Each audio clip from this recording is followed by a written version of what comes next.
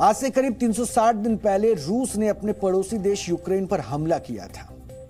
हमले की शुरुआत के साथ ही दुनिया के ज्यादातर देशों और रक्षा विशेषज्ञों ने यह मान लिया था कि रूस की भारी भरकम सेना और जबरदस्त फौजी ताकत के सामने यूक्रेन ज्यादा वक्त तक नहीं टिक पाएगा। खुद रूस के राष्ट्रपति व्लादिमीर पुतिन और रूसी रणनीतिकारों को भी यही उम्मीद थी और हमले की शुरुआत के वक्त उन्होंने भी नहीं सोचा होगा कि वो 1 वर्ष तक बम और मिसाइलें बरसाने के बाद भी यूक्रेन को नहीं झुका पाएंगे। लेकिन सच्चाई यही है, 24 फरवरी को युद्ध भले ही दूसरे वर्ष में प्रवेश कर जाएगा, लेकिन रूस के लिए कीव में घुसना अभी भी दूर की कौड़ी नजर आ रहा है।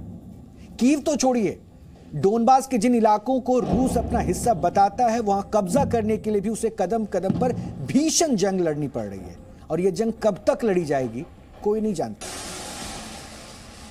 क्योंकि पुतिन ने भले ही कीव में दाखिल होने के ख्वाब देखने छोड़ दिए हों, लेकिन उनके सबसे बड़े प्रतिद्वंदी यानी कि अमेरिका के राष्ट्रपति जो बाइडेन न सिर्फ कीव में दाखिल हुए बल्कि वो यूक्रेन के राष्ट्रपति वोलोदिमीर ज़ेलेंस्की के साथ कीव की गलियों में टहलते भी नजर आए।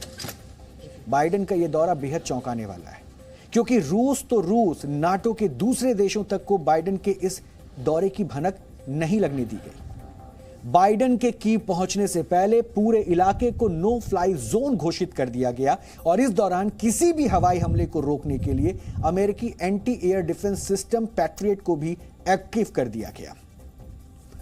और इस बीच बाइडेन पहले पोलैंड पहुंचे और फिर वहां से ट्रेन के जरिए कीव आ गए। बाइडेन जब ज़ेलेंस्की के साथ कीव की सड़कों पर घूम रहे थे, उस वक्त भी हवाई हमले का सायरन बज रहा था।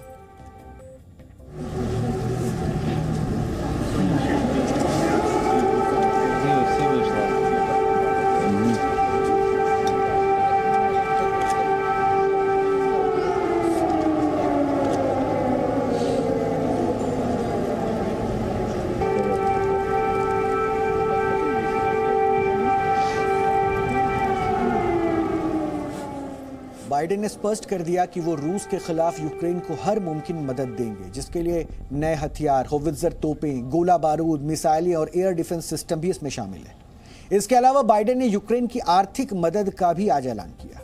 यही नहीं, अमेरिका यूक्रेन को अब्राम टैंक और पैट्रियट एयर डिफेंस सिस्टम पहले ही दे चुका है। ऐसे में बाइडेन के इस ऐलान से यह बात तो साफ हो गई है कि यह युद्ध अब इतनी आसानी से खत्म नहीं होगा। कम से कम बाइडेन का यह दौरा तो यही बताता है।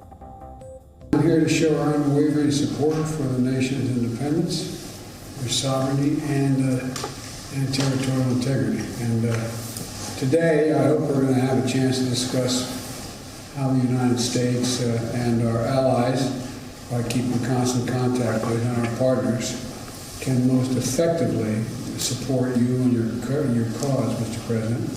And I look forward to discussing all of this and then addressing the world with you afterwards. Today we host President Biden. That is so important signal for us, and all we are proud of it. Thank you very much for coming, Mr. President. That is a huge moment of supporting of the Ukraine. And what can I say? I really appreciate that President Biden, American society, being from the very beginning of this tragedy, from the very beginning of this full-scale war, from the first days being together with us. हालांकि Biden से पहले Britain के प्रधानमंत्री Boris Johnson और कई दूसरी हस्तियां भी कीव पहुंच चुकी है, लेकिन ऐसे वक्त जब इस युद्ध से खुद नाटो के देश उब रहे हैं, बाइडेन के इस दौरे के कई मायने हैं और इसलिए आज हम बाइडेन के कीव दौरे को डिकोड भी करेंगे। बाइडेन के इस दौरे का पहला संदेश तो यही है कि अब अमेरिका इस युद्ध में खुलकर उतर चुका है और इसका सीधा अर्थ यही है कि अब यह युद्ध आसानी से खत्म नहीं होने वाला है। या इसे इस तरह से भी समझा जा सकता है कि बाइडेन किसी भी तरह इस युद्ध को जिंदा रखना चाहते हैं। इस दौरे के जरिए बाइडेन ने चीन और रूस को भी संदेश दे दिया है।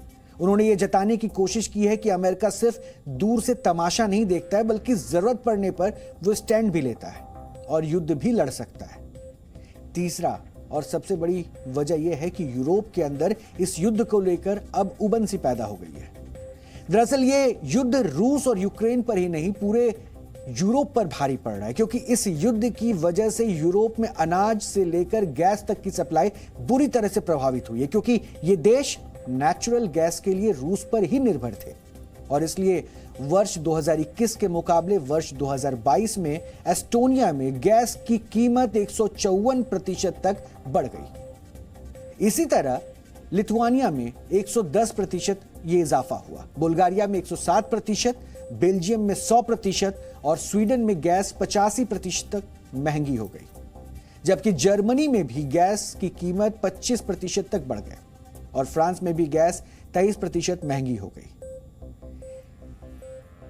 इस युद्ध से गैस की कीमतों में ही आग नहीं लगाई, महंगाई दर को भी इसने रॉकेट बना दिया। और आंकड़ों के अनुसार दिसंबर 2022 तक यूरोपीय यूनियन के देशों में औसत महंगाई दर 10.4% तक पहुंच चुकी थी, जबकि इसी दौरान हंगरी में महंगाई दर 25%, लातविया में 21%, लिथुआनिया में 20%, पोलैंड में 15.3% और इटली में महंगाई दर 12.3% रिकॉर्ड स्तर पर थी। महंगी गैस, महंगे अनाज और बढ़ती महंगाई दर का सीधा असर यूरोप की अर्थव्यवस्था पर भी नजर आ रहा है। युद्ध शुरू होने के बाद यानी कि वर्ष 2022-23 में यूके की जीडीपी ग्रोथ रेट -0.6% ही रह गई थी, यानी निगेटिव हो चुकी थी। और इस वर्ष भी उसकी सिर्फ 0.9% के दर से बढ़ने की अनुमान जताई जा रही है।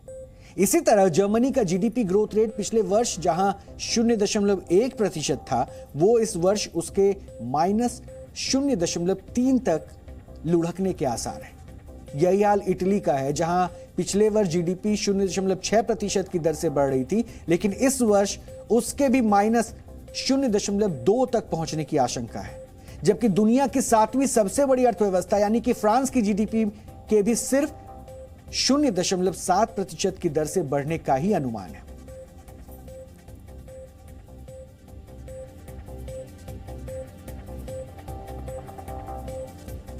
और इसलिए यूरोप के ये देश भी अब कहीं ना कहीं युद्ध से ऊब रहे हैं। यानी इस युद्ध में यूरोप की रुचि भले ही कम हो रही हो, लेकिन अमेरिका के राष्ट्रपति जो बाइडेन की दिलचस्पी इस युद्ध में जाग चुकी है। और आज से हम यूक्रेन रूस युद्ध से जुड़ी खास सीरीज शुरू करने जा रहे हैं, क्योंकि 4 दिन बाद इस युद्ध की पहली बरसी है। 24 फरवरी 2022 वो दिन था जब रूस के राष्ट्रपति व्लादिमीर पुतिन ने यूक्रेन के खिलाफ जंग का ऐलान किया था और युद्ध शुरू होने के बाद यूक्रेन का भूगोल बदल गया। पिछले साल सितंबर महीने में रूस ने यूक्रेन के 4 शहरों लुहांस्क, डोनेत्स्क, ज़पोरिज़िया, खेरसोन को अपना हिस्सा बना लिया था और इस एक फैसले से इन 4 शहरों के करीब 88 लाख लोग अचानक रूस के नागरिक बन गए। युद्ध के असर की बात करें तो यूक्रेन को लेकर यूएनएचआरसी यानी कि United Nations human rights commission की रिपोर्ट में चौंकाने वाला खुलासा हुआ है। और इस रिपोर्ट के मुताबिक 24 फरवरी 2022 जिस दिन से यह युद्ध शुरू हुआ था और 14 फरवरी 2023 तक 1.86 करोड़ लोग यूक्रेन छोड़ चुके हैं। इतना ही नहीं, करीब 2 करोड़ यूक्रेनी लोग बेघर हो गए हैं और 2021 में यूक्रेन की जनसंख्या 4.40 करोड़ थी। इसका मतलब यह है कि युद्ध की वजह से यूक्रेन की करीब 42% आबादी पलायन कर चुकी है। और आंकड़ों के लिहाज से इसे 21वीं सदी का सबसे बड़ा और दूसरे विश्व युद्ध के बाद यूरोप का सबसे बड़ा शरणार्थी संकट माना जा रहा है।